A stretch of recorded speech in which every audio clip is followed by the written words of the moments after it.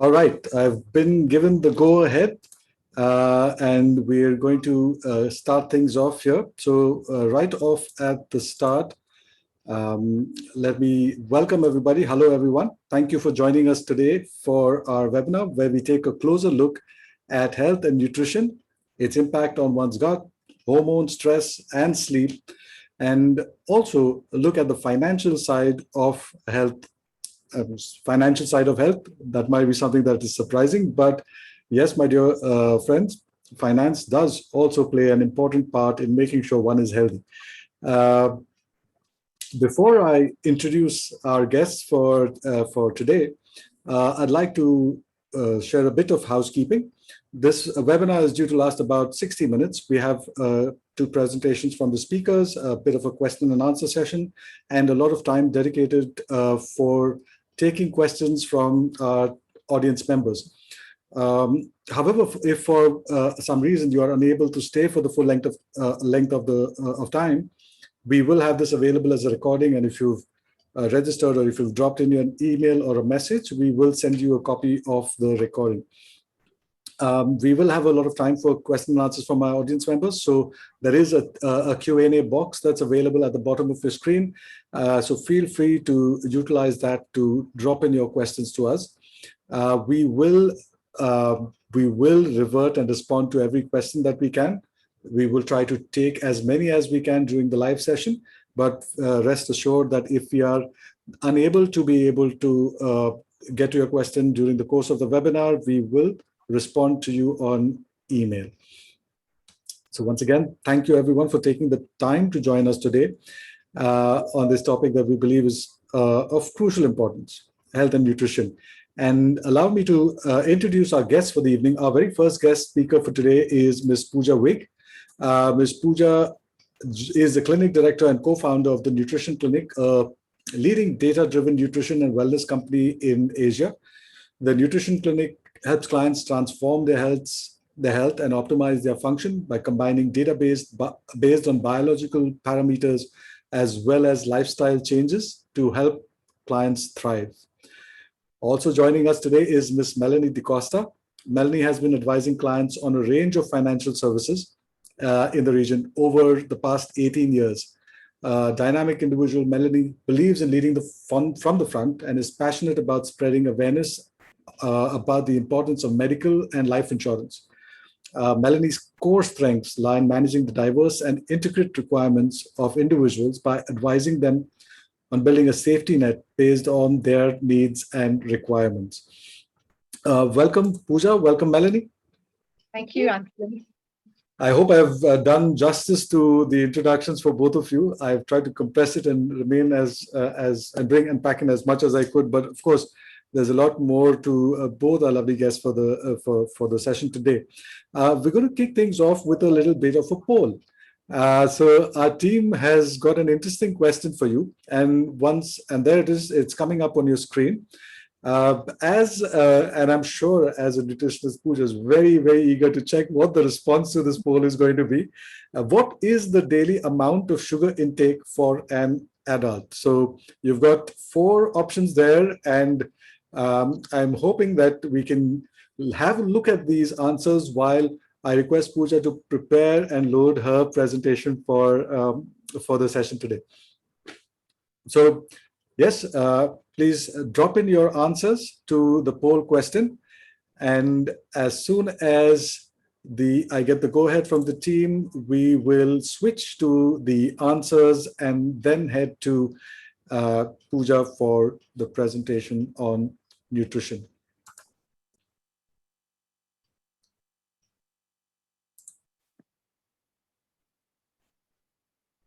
Okay, we'll give them another few seconds. Oh, there you go. Before we have the poll results. And there we go. All right. It seems like the women, it shows us 120 grams 90 grams, 120 grams for men and 90 grams for women. That has been the most voted for, with 48% there. And the second is 150 grams for women, 150 grams for men, that getting 20% of the votes. So I'll leave it to Pooja to help us understand that better. Pooja, all over to you. Thank you. Thank you very much. And thank you everybody for joining today. I'm based in Singapore. I know many of you are in Dubai or in the UAE. I've seen some names of the panelists and they are familiar faces in Singapore. So thank you very much for joining this. I'll be talking today about nutrition, and I will answer the question about sugar when I reach there. And my answer will be different from the poll, which I hope will be interesting for you. So my story is, and everybody who's in the space of wellness tends to have a story. So my story is I trained as a scientist. I'm trained as a biochemist originally. I worked in the business side of healthcare. I worked in the biotech industry for a number of years and then faced a number of health challenges, family health challenges, personal health challenges that made me ask a really basic question: what can we do as individuals to look after our health? I have great respect for medicine, but I also know that each one of us wants to take charge of health, and that personal health empowerment is so important to us on a very basic level, because it allows us to do what it is that we want to do with our lives. That was kind of the question that I started with, but it took me on an interesting journey. I trained in nutrition. I trained in something called functional medicine nutrition, and functional medicine basically believes, and sorry, I'm just gonna see why my slide's not moving.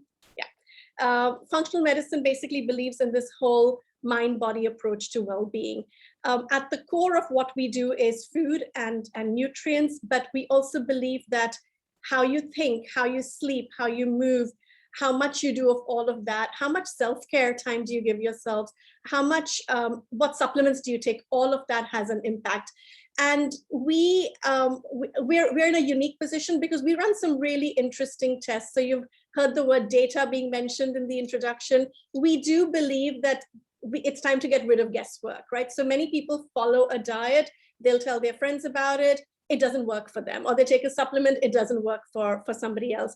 And the reason for that is that we are all different. And in order to achieve our best health, we have to first understand where we are at. Where is our starting point? What are our genetics saying? What is our lifestyle doing for us? How are we eating? Is it the same diet that your friend or your family member should be eating? It's often quite different, even within a family. And how do you maximize all of that and put it together? And I'll share with you how I approach this, and then I'll be very happy to answer any questions on the topic. So biology, lifestyle, environment all play a role. Under biology, I look at really everything. I look at how well do you detoxify, how well do you burn fat, your stress, your sleep hormones. We have a lot of interesting conversations around stress these days, as you can imagine. And it's amazing how much can shift simply by making changes to that whole stress and sleep component. We are very interested in getting the gut microbiome analyzed. All of us carry about 20 trillion bugs in the gut. This is an active population of microbes.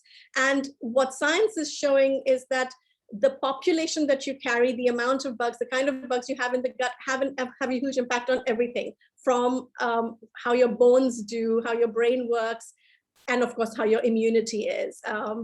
We look at environmental toxins that people are exposed to. We look at their home environment, their work culture, their childhood experiences, social influences, and then we really dig deep into lifestyle. And lifestyle is everything from food, movement, stress, mindset, leisure, sleep, and hygiene. So you can imagine this is a fair bit to go through. And with all of our clients, we go through this entire process. And this is the system that I use. And this is the system that I've developed over the last 10 to 15 years of being in this space. And what I've done is I've looked at the body and I've said, if we just organize things into blocks and look at how do we simplify this, that's the only way to do this. Otherwise, you can have an entire 2-hour presentation on gluten, for example, right? You can have an entire 1-day workshop on the gut. But looking at just one part of the body or one area of imbalance, in my opinion, doesn't give you the results we want. I like to look at everything. So for me, when I work with clients, it's really like a jigsaw. I'm looking at stress, I'm looking at mood, I'm looking at energy and insulin and blood sugar and hormones, and I'm looking at the gut, and I'm looking at how they detoxify. Now, this is a fair bit of work that we do, and most of our clients join us on an 8-month membership program where we analyze all of this and we work through all these steps. For today's presentation, given the time limits, I'm going to focus on 2 areas. One is I'm going to focus on adrenals, and I'll explain to you what those are. And I'll talk a little bit about food and food sensitivities. This is just to give you a snapshot of the depth of work that is possible in nutrition so that we can get past this whole idea of, you know what, I eat goji berries and that's going to solve all my problems, or I cut out one whole food group, or low fat or low carb or paleo or keto is going to be my answer. There is no such thing. There's no magic wand. I can tell you that for sure. There's no supplement that's going to solve all your problems, and there's no one diet in a book that's going to solve everybody's problems. But it is, I think what can solve problems is really understanding where you're at and really working through this jigsaw puzzle.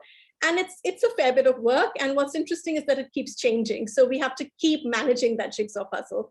But what our clients leave with when they work with us is an understanding of where their strengths are and where their challenges are. What do they constantly have to keep an eye on, and which are the areas they don't need to worry too much about? And that's a great amount of relief to have that level of knowledge about your own body. So let's talk about the adrenals. Now, adrenals are they're 2 organs. They sit at the back just above the kidneys. They're tiny little organs. And along with the brain, they help us respond to stress. And most of my clients know that I talk about stress a lot, because many people who come in to see me say, and they say, I'm tired all the time, it's often stress that's the issue. And stress is really interesting because as human beings, we have a very sophisticated system for understanding stress and for reacting to it. So think about this, genetically and from a biology point of view, we are still like a caveman or cavewoman. And a caveman's reality, a caveman's survival depended on being able to react to stress. If you can't chase an animal or run away from an animal, you're done, right? So you had to be really good at stress. And all of us who have evolved to be here today, by definition, have done really well at responding to stress. But what that also means is when you wake up in the morning and you're dealing with a bunch of emails, or you're stuck in traffic, or you listen to the news, and right now the news is not very pleasant, your body triggers the same response to stress as it would have done if it was chased by an animal. And we call this sympathetic dominant nervous system, or fight or flight. If you spend a lot of time in fight or flight, you're supposed to be in fight or flight maybe 20–30% of the time. The rest of the time you're supposed to rest. Now, I think intuitively most people know that we don't have that kind of a set pattern. What just happens is your body gets tired. And what I often see when people say they're tired all the time is quite often it's stress. But it's not always stress. For some people, they're tired because they have a gut inflammation issue. For some people, it's food sensitivities. For some people, it's an iron deficiency or B vitamin deficiency. For some people, they have inflammation in the body that's affecting their brain, and that's causing a neurotransmitter imbalance. So you can see just from this that there is no single answer to why am I tired all the time. So if anybody invites me for dinner and says, you know, Pooja, can I ask you a question? What can I do to feel less tired? My answer is, I don't know. You know, I've been studying this for years and I don't know, because there isn't a single answer. So there is no single answer to why can I not lose weight, or why do I have eczema, or why am I tired all the time? But I'll tell you this. So I put a list over here. I see a lot of people with adrenal fatigue, and adrenal fatigue is another way of saying burnout, where stress has just gotten too much. And if I had to say that if there's one area that in my experience people need to start paying attention to, is the impact of stress on their body. And these are some of the many symptoms that can be caused. Now, some of these are kind of obvious, right? Anxiety, dizziness, maybe depression, but even joint pain, loss of muscle tone is another one. And that's really interesting. I have a lot of people who work really hard, they don't sleep enough, and then they go to the gym thinking they're going to build muscle. If you're in this high stress fight or flight zone, your body's not interested in muscle. It's not interested in bone and muscle and anything, because it's dealing with, am I going to survive? And so it's often the response that many people have in today's world is do more, right? Just fast more, push the body more, work more, exercise more. And I often see people at a state where that's just too much for the system and we need to start doing less. And that's very counterintuitive for a lot of people who come to see me. But if for the audience here, if this is something that resonates, there could be something going on with stress and sleep, and lack of sleep is actually a huge amount of stress on the body. So something to just take away and think about. Now, 80 to 90% of the work I do are linked to the adrenals and the big 5 symptoms that most people deal with: weight, energy, depression and mood, gut issues, and hormonal imbalance. So, the list before was quite a large list, but it can be summarized into the 5 big symptoms that we deal with. I'd like to talk a little bit about what stress is. There is obviously emotional stress, but there's also the dietary stress of eating crap food, eating junk, eating sugar. Pain can be very stressful for the body. And if there's inflammation, which can be tested through a doctor through a really simple test, that can also be stressful for the body. We do in our practice run a test. It's called the adrenal cortisol test. It's a really interesting test. You'll see these kind of dots over here. A client takes a saliva sample 4 times in the day at these times: morning, noon, afternoon, and night. And what we're measuring is their response to stress. What we're looking for is, can they respond to stress and then can they recover? Because there's nothing wrong with stress. It's just that you need to respond and you need to recover. You need to have that flexibility. And you'll see this person here, this client here is in this, you kind of want to be between the red and the green lines, and this person here is way above. So this person is completely wired. They're just responding and responding and never recovering. I'll show you the next one is of a woman at the other end of the spectrum. This is a 52-year-old female woman who's a psychotherapist, really depleted and exhausted, has a lot of gut-related issues as well. And her results are below their reference range. And what that means is she's just really exhausted and depleted. And so this gives us a really good starting point. For the person in this really wired state, we would include things like meditation and herbs to help calm them down. For somebody in this state, you'd have to do things that actually energize them. So there's a whole process and protocol we use, but this is an example of the kind of information that is actually available to us before we start making changes to our diet and lifestyle. A few things that you can start doing immediately. I want everybody here to leave with something that they can work with today and tomorrow. So here is something that I hope is really interesting for you. I find this fascinating. I'm going to talk about hidden sugar, right? So this is an example of a day's food, right? So you have oatmeal or granola in the morning, a sandwich at lunch, an acai bowl in the afternoon, and a dinner, right? Now this meal, this day has 58 spoons of sugar. And I know the poll question was around sugar. My answer for sugar is, it's the same answer. It has to be personalized. So yeah, what was the majority was actually correct. But for some people, they need even less sugar. If you're pre-diabetic, if you have a family history of diabetes, if you're dealing with a hormonal issue, your sugar requirements may be even less, maybe even between 50 and 80 grams of sugar a day. So there isn't a single number, but that guideline was useful. 58 spoons of sugar is a lot of sugar. Let's show you what happens if you have that much sugar. Everybody wakes up with low blood sugar. That's just natural because you've not eaten overnight. If you have something like this oatmeal in the morning with fruit, which, and an orange juice, it looks really healthy, but the orange juice is sugar, the oats are sugar, and there's probably some honey thrown in there as well, right? And that's sugar. There's not much protein in a meal like this. Your blood sugar will definitely spike up. Now, how much it spikes depends on your body. Somebody who's insulin resistant will get a different level of spike as to somebody who's not. So it depends on gender, it depends on your health, it depends on your age. What happens after a meal like that, 45 minutes later, you get this sugar drop.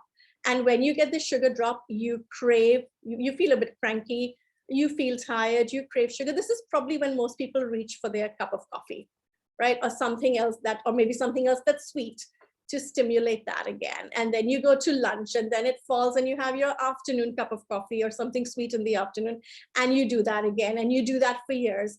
And that can result in weight gain. It can result in mood issues, depression. I mean, I've seen the whole lot linked to sugar. Let's give you another day, right? So here breakfast is eggs. And eggs have become a bit of a villain over the years, but there's actually nothing wrong with eggs. And if anybody has questions about eggs and cholesterol, I'll be happy to answer that as part of the Q&A. Here is a salad. It could be with nuts and seeds or beans if you're vegetarian, or it could have some protein on top of it, animal protein on top of it. A snack of a piece of fruit with peanut butter and some grilled fish or grilled meat in a salad. What you'll see in this day is there's protein at every meal. And this comes up to 15 spoons of sugar. And it's still a lot of food. It's still more food than, nobody's going to be hungry eating like this.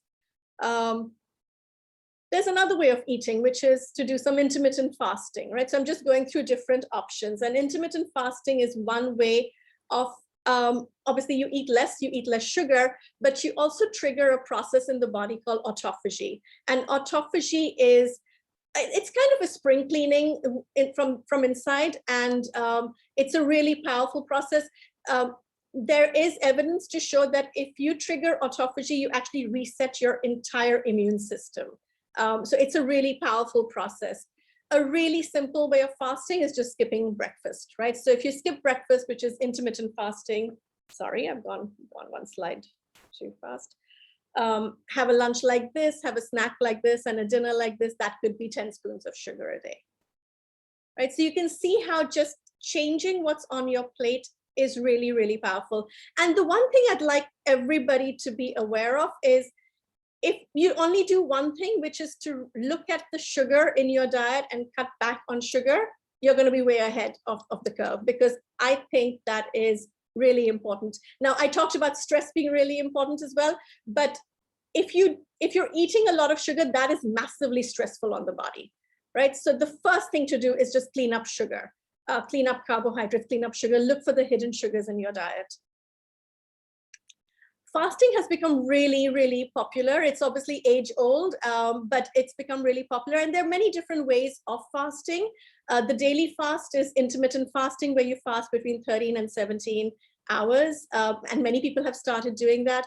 There is a weekly fast where you can do once a week an 18 to 24-hour fast. It's called OMAD, or 1 meal a day, where one day or 2 days out of a week you can do that.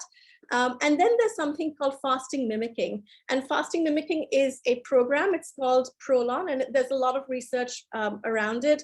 It's been created by the University of Southern California. The research there has shown that if you do a 5-day water fast, you restructure everything in your body, right? It's incredibly powerful, but I don't know many people who will do a 5-day water fast. And so this program was set up where they have got exact macronutrients so that you're still consuming food, but the body believes it's in a water fast. So it's a really controlled macronutrient program. It's a really good way of kickstarting autophagy. It's also, I think, one of the other benefits is you realize that you actually eat a lot more than you need to. We all do. So it's a great mental reset as well to know that I can do this. I think this is a fantastic program. It is also available. Obviously, we do a lot of this in Singapore, but it is available in UAE. So if anybody's interested in this, I'll be happy to share more with you. Another trend that's really picked up is keto diets, and keto tends to go with intermittent fasting. And the whole idea with keto is you cut out sugar, you cut out grains, and I'm really in support of that. You add good quality protein, you add good quality vegetables, green vegetables, and healthy fats. Where keto can go wrong is if it's purely, let's just eat any kind of fat. So have lots and lots of cream cheese and cream and everything and lots of meat and not really balancing it out. I think that's quite a dangerous form of keto. It does work to help you lose weight. It's similar to the Atkins diet, but I think from a heart health point of view, it can be quite dangerous for some populations. So again, there is the right way of doing keto, and we do use that in our practice, but you have to be careful with that. And somebody who has high cholesterol or a family history of heart disease needs to be careful with playing with some of these kind of diets. Let's talk about what zaps your energy, particularly with, I've said sugar, I've shown some examples, but a few things here might be a surprise. Obviously, sweets, breads, rice, bread, all our grains, right? What takes the center of the plate for so many people is a massive energy zapper. It's pure sugar. It doesn't matter to me if it's the wholemeal bread or the best baked bread, it's still bread, it's still sugar, right? Fruit juice, eat fruit, try to eat some fruit, but not too much. Many people love to eat, when people say eat 5 to 7 servings of fruit and vegetables, that's more vegetables and fewer fruits, not the other way around. So eat fruit, but not too much. Don't juice your fruit because that's pure sugar. A Starbucks Frappuccino can have as much as 27 spoons of sugar, depending if you buy the large one, depending on, we've calculated, it can be as much as that, which is, I think, an insane amount to even squeeze into a cup. And even things that seem, nutritious and healthy like this, the bagel is still sugar. I'm not saying don't eat the bread, don't eat the rice, but take stock of where you're at and see how you can start making some swaps around that. I can't not talk about sleep. Singapore has a really bad sleep pattern. I mean, globally, our data around sleep is not very good. I don't know what's the case in other markets, but if you don't sleep, your brain actually starts to eat itself. So that's pretty stark, right? Sleep is really important, and again, link back to stress. If you don't sleep well, the body is in this wired state all the time, unable to get on with repair and healing. Many people ask me, how do I get to sleep on time? I'm on work calls. We have people who work in different time zones. One of the really simple things that you can start doing is look at how you can reduce the blue light at night. There are apps and devices that you can use. You can use the blue light cutting glasses as well. Don't exercise in the evening. Avoid bright lights, LCD screens at least 1 hour before sleep. No coffee and tea after 2 o'clock.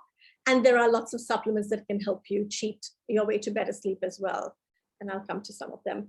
This is something anybody can start with. If you're having difficulty sleeping, just try this 30 minutes before bed. It's a really simple, tasty drink. And the honey and apple cider vinegar together do seem to help calm the system down. A few more hacks just to get energy up in the day and sleep at night. Really important. It sounds really old-fashioned, but really important to get the morning sun on your face. 10-15 minutes of morning sun will actually stimulate cortisol at the right level. So get morning sun. Try and exercise in the day rather than at night. Stick to a low-carb, low-sugar program. Have healthy fats in the day. And there are a whole bunch of supplements. We use adaptogenic herbs. These are herbs that help you cope with stress. We use adrenal tonics. B vitamins and lipoic acid are also really important just to get your body going in the day. And at night, you want to do something completely different. So you want the night to be, if you're going to eat carbohydrates, eat it at night, because as we all know, if you eat rice or bread, you feel more sleepy. So use that to your advantage if you're having difficulty sleeping. Try the sleep drink. Other things that you can do is try an Epsom salt soak, have your room really dark, really cool, and limit screen time at night. Magnesium, which is listed here, is a fantastic supplement for sleep, for relaxation. It's considered nature's tranquilizer. We, for generations, we've been getting it through vegetables. Green leafy veg give us magnesium, but the decline of magnesium in the soil is up to 90% in most places. And so you're just not getting magnesium from food the way you're supposed to. Melatonin is a sleep hormone, which can be taken in a supplemental form. And 5-HTP is a natural ingredient that produces melatonin. So that can also be taken as a supplement. And I'll be happy to answer any questions about these if somebody has specific questions about supplements. I'd like to move on to the second part, which is the gut. The one thing to remember is 70% of your immune system is in the gut. And every traditional medicine says, including mainstream medicine, started out by saying all health, all disease and all health starts in the gut. So you can't really talk about healing and health without talking about gut health. These are some of the symptoms that we see really frequently. And again, some of these might surprise you. One that surprises many people is skin conditions. When I work with clients who have eczema, I'm primarily working on their gut, and it works beautifully. So I have kids, I have teenagers with masses of eczema, and we're able to work on their gut and the skin improves. The rest of this, some of this would be really kind of obvious. Immunity is obviously because of the immune system connection in the gut. Same with joint pain. Anything inflammatory can have a gut connection. In our practice, we use food sensitivity testing. Food sensitivities are different from allergies. So in this example, gluten shows up as a strong sensitivity, and then some of these are milder sensitivities. Even things like carrots and broccoli can be sensitive for some people. This is a really interesting test because it's not something you can guess. It's really hard to guess a food sensitivity. There are ways to get you started for somebody who suspects a food sensitivity. You can start with an elimination diet. So you cut out these foods for 3 weeks and then you add it back, and you can see if that triggers anything for you. The most common sensitivities are gluten, eggs, dairy, and soybean. So I'd like to talk to you about how you can further unlock your health through this kind of work, right? If you're interested to know more, reach out to me. I'll give you some details on how to reach out. We'll definitely love to share our knowledge with you. If you're interested in the 5-day fasting program, we can definitely set you up with that. If you're interested in consultations, if you'd like to hear more about this stuff, I'll be happy to do more talks, because I love speaking about this topic. I know there's a lot that I've packed in because I wanted to leave enough time for Q&A. So thank you very much for your time and for your attention. I'll be happy to take your questions when we're ready for that. Thank you, Pooja. That was really, really interesting. I've learned a lot, and I've got a ton of questions as well. I mean, with regard to intermittent fasting, as well as the keto diet and inflammation as well. So I'm going to pick your brains a bit later, but we'll leave this opportunity for our members of the audience. I've mentioned in the chat, I'm going to mention this once again. If you have any questions, please feel free to drop them in the Q&A box that is available. I promise you that you will receive an answer, even if it is not live on the show today, but we will make sure that you get an email response to your question. So do take this opportunity to ask the questions that you might have and need answers to. Before we go to our next speaker, Melanie, there you go. The team has put the poll up on screen, and it is related to stress and eating. As we've heard from Dr. Pooja, that there is a lot of connection with regard to stress, eating, and our health. So how does stress affect your eating patterns? And you've got, I think, 5 options to choose from. I'll let you vote on it. And in the meantime, we will look at talking to Melanie. Melanie will be helping us understand the things that we need to consider that are crucial to our financial well-being. You know, finance can be one of bigger causes of stress, and I think that is a well-accepted and known fact. And research has shown that financial stress can have very serious impact on our physical and mental health. So we want to cover that a little bit more in detail. Specifically from the lens of looking at health insurance and how that synergizes with what Pooja has shared. So being able to sort of look at health insurance and how can we get plans and bring those together to take, and that allow us to make the most of our healthcare. So Melanie, thank you for taking time to be with us here. And I'd like to start off by, we've got the poll results there. So before we start off with Melanie, I'm just going to announce the results, which point us at 30% response for the second option. A little scary. I overeat, I mindlessly munch, even if I'm not hungry, and at odd hours throughout the day. So I think some very honest audience members that we've got here. But yes, the first step to treating anything is to be able to acknowledge and recognize it. And I think you're on the path to be able to correct it if you would want to. So well done there.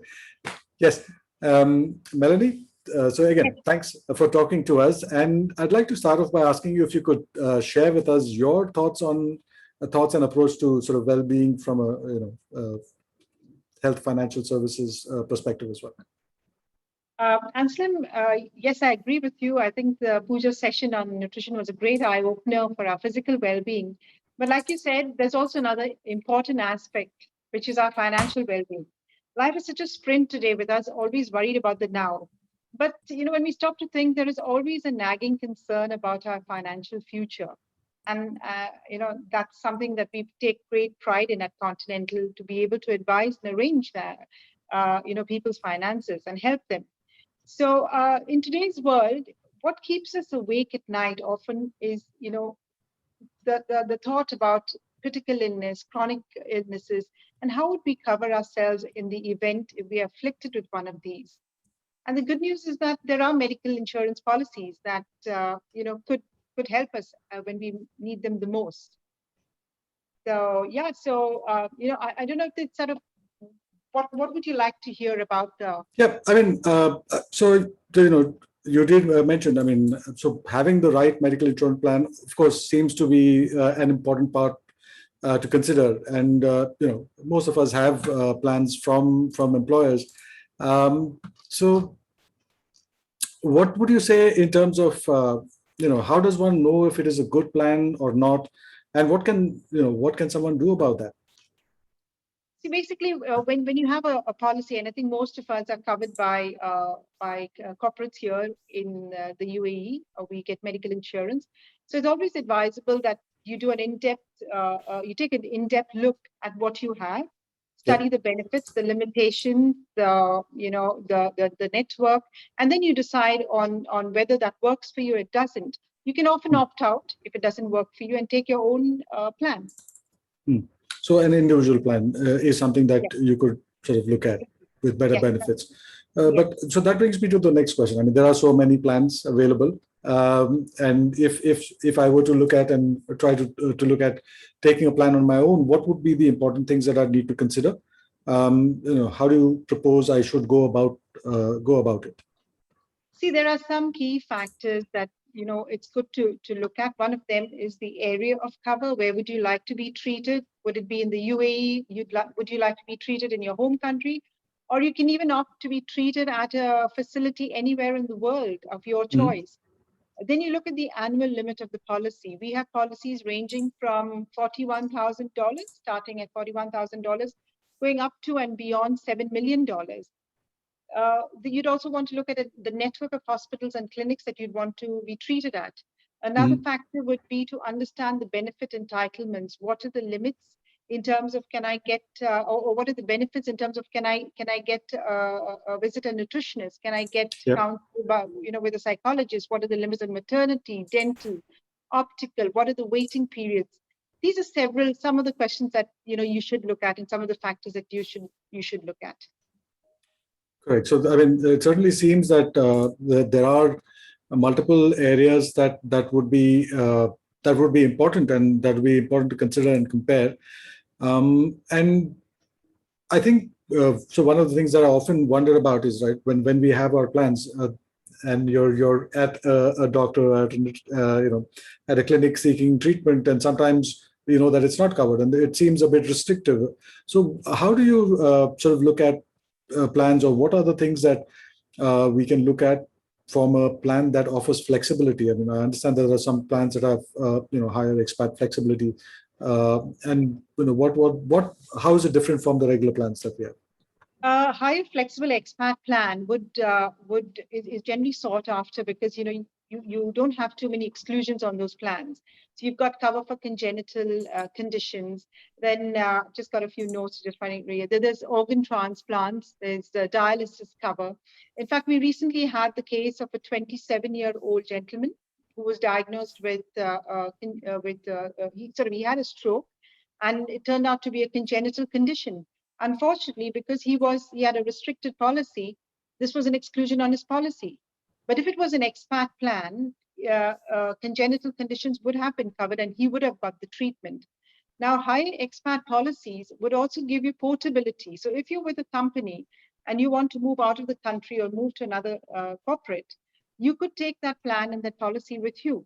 You don't need to be confined to your, the original employer.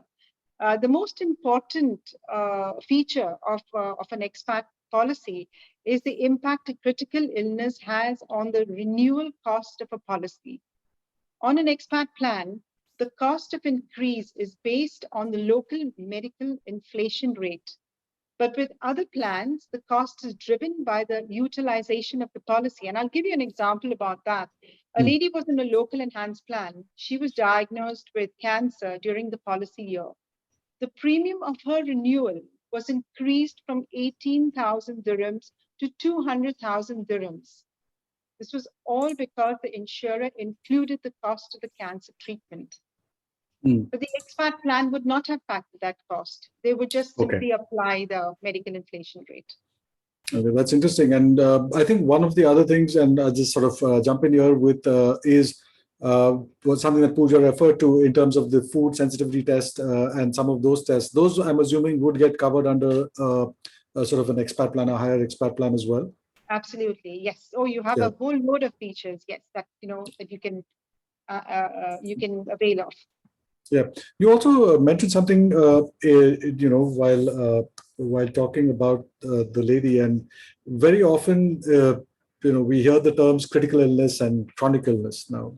I mean, to a layperson, I mean, I'd say, aren't they the same, or are they different? What can you tell me about that? I'm not surprised at that question because we are often asked that question. There is some confusion around and misunderstanding around chronic and critical illnesses. Let me give you an example. A minor illness of, say, indigestion and acid reflux, if this is left untreated, it could turn into a critical condition, into a chronic condition, which would need long-term management. And if that treatment is not followed properly, it could then turn into a critical illness like cancer. A similar example would be with diabetes, which is a chronic condition and needs long-term management. But if it is not monitored and checked routinely, this can turn into a critical illness affecting the kidneys, the vision, and your nerves. So those are the differences. I hope I managed to explain that a bit to you. No, it makes sense. Sure, I do get it. And again, to our audience members, if there are questions that you have for either Pooja or for Melanie, I know we've got a ton of questions come through already. It seems like there's a lot of interest in the subjects that we're talking about here today. So it's good to see that. But please keep the questions coming. We've got one more question for Melanie that I'd like to understand before we go to a poll and then to the audience question and answers. So Melanie, the last question for you, from me at least, I promise. I've taken your advice, right? I've looked at my plan. I've compared it against the things that you said that I think are important for me. For me to have. So what should I then do? What should I do going forward? How do I take the next steps? The first piece of advice I'd like to give you, Anselm, is please regularly review your health insurance plan. The children grow, we grow, sort of older, our needs change. So have a look at your policy. Make sure, is that what you really need? Is there any add-on? Do you need to remove? Do you need to add on any benefits to the policy? As you go along. We always need to be alert and aware when we are covered, even under a company scheme. What happens, God forbid, if the company decides not to cover us or they shut down? Where does that leave us? So have a look at your policy, have a look at the requirements and at the possibilities of even having your own medical plan. Sure. And one very important point, which usually comes up in my experience, is when people generally wait for an ailment or a health condition to then think about insurance, which actually defeats the purpose of the word insurance. We all take a medical plan to insure us against any eventuality, which today, we're right in the heart of a pandemic, and we're so blessed to have good medical insurance, which takes care of this. No, I think point well made, Melanie. It is definitely something that we need to think about before we need it. So, yeah, I don't think that could be any better advice for our audience here today. check the plans, check the plan that you have, map it out against the requirements that you feel are important and that you think are crucial for you.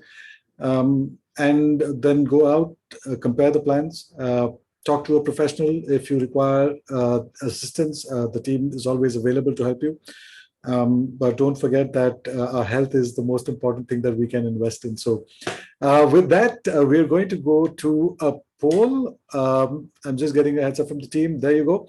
The medical insurance in the UAE. Do you think eye-related problems and checkups are covered in medical insurance in the UAE? So for all of us who've got medical insurance cover here, a fairly easy one. I'm going to wait to see what the response is on this. While you set the poll and answer that, we're going to take our first question. The first question that we've got should be coming up on screen right now for our audience members. It is, we've got this question from, I think, I'm not familiar with the name of the person, but yes. Dr. Friends finds more people are getting high blood pressure since they started intermittent fasting. So the question essentially is how long to do this. And Pooja, if you would take that question, please. That's a great question, and one that we have seen as well, and I've heard anecdotally about as well. A person who gets high blood pressure or actually any negative reaction as a result of fasting needs to look at whether or not fasting is being perceived as stressful for the body, right? So intermittent fasting works for many people, but for some people, if they have other stressors in their physical or emotional system, then fasting can be seen as a stress, in the same way that overexercise can be seen as a stress. So anything that is good for you overall, it has to be taken around how your body is going to respond to it. That perspective is needed. So I think there is a concern, and I think, which is why I do recommend to not jump into anything extreme without working with somebody, because these are things that we need to keep an eye on. Thank you for that. We will go to our next question, which should be coming up on the screen from the team in just a moment. There you go. The role of calcium in vitamins to support gut health. So if you could elaborate on a little bit more on calcium and vitamins. So yes, calcium, I would not say calcium is directly needed for gut health. There are many things that are needed for gut health. Things like probiotics, digestive enzymes are useful for gut health. But let me just expand a larger question about supplements. Supplements should be personalized. Quality of supplements really, really matter.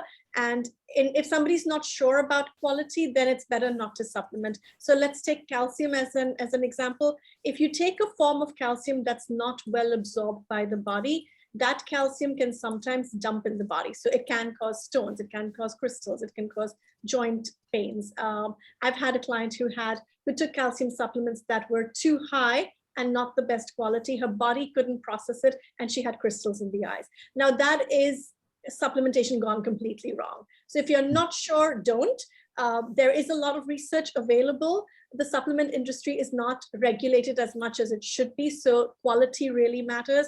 Wherever possible, get your hands on a practitioner grade supplement, because there are a handful of companies that sell to practitioners. So if there's a practitioner around who you can buy supplements from, I would trust that a lot more than buying something retail. Thank you. Thank you again for that. For some reason, my hand seems to have been raised. My apologies for that. I'm going to lower it. Yeah, we've got the results of a poll, and very close. We've got 54% who said no, and 46% who believe that yes, eye-related problems and checkups are covered in medical insurance in the UAE. And by and large, to sort of give a sense of the answer, if you do have a serious eye-related problem, by and large, they are covered under medical insurance. So it's more the cosmetic issues that tend not to be covered. So yes, if you do have a problem with your eyes, do go and get yourself checked up with your practitioner and your doctor. All right, we've got a few minutes more, and we can definitely take some more questions. So we're going to head to our next question that's coming up on screen. Okay, another one for you, Pooja. I actually have a hormonal gut and have been trying to get rid of it. would the 5-day water fast help my situation? So the 5-day water fast, there is a 5-day water fast that obviously people can do on their own, although I don't recommend that. There is Prolon, which is a 5-day fasting mimicking program where the body is still getting enough nutrients so that it's not in starvation mode. And, at the risk of sounding like a broken record, it does depend again on your hormonal system, your stress system. Now, if somebody goes into a water fast, which is really, really drastic, or even Prolon, and let's say they are dealing with a thyroid issue, let's say they're not sleeping well, let's say there is other stuff going on, they could actually set themselves up for failure. They're not going to stick to it, and that's not going to feel good, but they could come out of it just completely depleted and crash. So I wouldn't jump into something like that. So anybody who does a 5-day fast with us has to have a conversation with one of us to really assess if they're ready for it. Thank you. Perfect. I think it makes a lot of sense, and thank you for that, Pooja. Melanie, just wanted to quickly get your view on the poll, the previous question that mentioned the eye-related issues. From a medical perspective, how would you sort of look at and respond to that? If it is an eye condition, and as you said, it's not aesthetic, but let's, as an example, say you've got the red eye, the conjunctivitis. If you do go to the doctor, it's a medical condition. It will be treated as an eye condition, and you don't really need an optical benefit to get an eye condition treated. I hope that answers the question. Yeah. No, thank you. I mean, it does clarify a lot of the time for a lot of our audience members, because there are two things that I think tend to grab a little bit of attention, I would say. One is dental, and the other is optical. So I'm assuming that the response would be the same for teeth and for dental. Yes. So if for someone, teeth, maybe if it's an accident, there's an emergency cover for teeth. But generally, if it's just a routine filling and stuff, no, that would not be covered unless you had an additional benefit. So yeah, unless you took a dental, I mean, unless your policy had a dental benefit. Yeah. Yes. Thank you for that. Thank you. All right, we're going to hit up our next question, and that should be coming up on your screen just about now. So we'll wait for the team.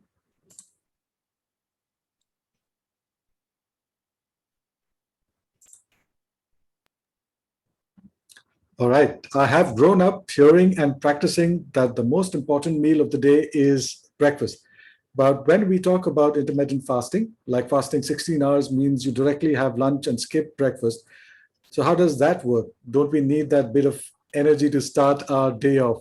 Pooja, that's a great question.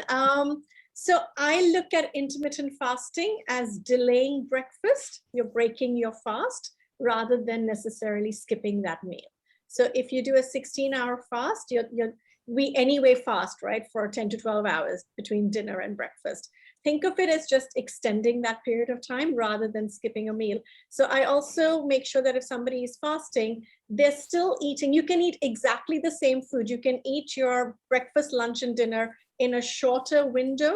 So you're getting the same calories, getting the same nutrients, and it still has a positive impact on the body. So think of it as squeezing the time into which you eat rather than skipping a meal. Absolutely. Absolutely. I think it makes sense. Just to sort of give you, just put my inputs here. I don't skip breakfast, but I skip dinner. So it's sort of, I think about it in terms of the hours rather than the meals. So thank you. And actually, skipping dinner is better than skipping breakfast. The reason the skipping breakfast has caught on is for many people, dinner is that family meal that becomes hard to skip. But from a body point of view, if you can skip dinner, that is much, much better than skipping breakfast. At least I'm doing something right. Thank you. So it's nice to know. Yes, we've got, I think, maybe a couple of questions more, 2 more questions, and then we'll sort of, I think, get to the thanks and how you can, and give the information in terms of connecting with our team and with our speakers. The question that we've got is, how can I get treated in my country of choice? This would be, Melanie, would you like to take this, please?